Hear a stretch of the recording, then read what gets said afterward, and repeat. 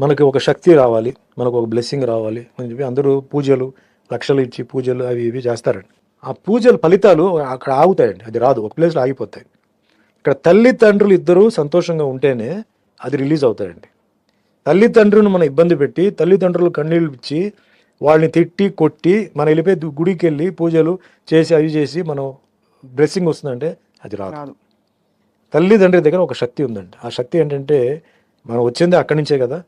ఆ కడుపులో ఉన్నప్పుడు ఆ తల్లి ఎన్నో దేవుళ్ళకి ఎన్నో గుడికి వెళ్ళి ఎన్నో పూజలు చేసి ఎన్నో బలంగా అసలు ఆవిడ ఆ బలం అంతా అక్కడ మనలో ఉందన్నమాట. సో ఆ శక్తి దగ్గర మనం వెళ్ళిపోయి ఆశీర్వాదం తీసుకొని తండ్రి దగ్గర ఆశీర్వాదం తీసుకొని గురు మనకి నేర్పి లైఫ్లో ముగ్గురే మనకి సిన్సియర్ వాళ్ళండి, తల్లి తండ్రి గురు. సో అలాంటి వాళ్ళది ఆశీర్వాదం ఎప్పుడు ఉండాలి కానీ శాపాలు మట్టుకు ఎప్పుడు ఉండకూడదు. బ్రతికున్న తల్లిదండ్రులు ఇప్పుడు మీరు ఉన్నారు, బ్రతికున్న తల్లిదండ్రులు ఉన్నారంటే ఈ రోజు నుంచి ముందు వాళ్ళ ఆశీర్వాదం తీసుకొని తర్వాత దేవుడి దగ్గరికి వెళ్ళి ఆశీర్వాదం తీసుకుంటే మీకు రెట్టింపు వస్తాయి ఆశీర్వాదాలు. గొప్ప మాట చెప్పారు సార్, చాలా గొప్ప మాట. అంతేగాని వాళ్ళని మనసు నొప్పించి వాళ్ళ కంట్లో నీళ్లు పెట్టి నువ్వు వెళ్ళిపోయి ₹1,00,00,000 ఖర్చు పెట్టి తిరుపతి కొండ ఎక్కి దిగి నాకు అది జరుగుతుంది జరగవచ్చు, కానీ అది తాత్కాలికంగా ఉంటుంది. శాశ్వతంగా మనకి ఆ సక్సెస్ రావాలి చేయాలంటే వాళ్ళు ఒకవేళ లేకపోయినా ఈరోజు వాళ్ళు లేరు చనిపోయినట్టు కూడా ఆత్మ తిరుగుతూ ఉంటుంది.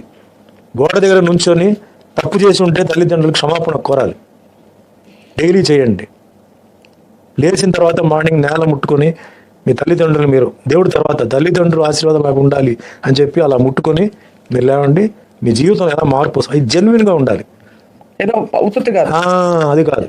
మనస్ఫూర్తిగా క్లియర్ హార్ట్తో చేతులు రెండు భూమి మీద పెట్టి నన్ను ఆశీర్వదించండి, ఈరోజు నేను నాకు ఏదే చెడు జరగకూడదు, నాకు మంచి జరగాలి, ఇంకా నన్ను మీ ఉన్నత స్థాయికి తీసుకెళ్ళి చెప్పి మీరు ముట్టుకొని చేయండి. మీకు అన్ని ఆపదలు ఆగుతాయి, మీకు అన్ని బ్యాడ్ అవుతాయని మంచి జరుగుతూనే 100% నేను చెప్తున్నాను.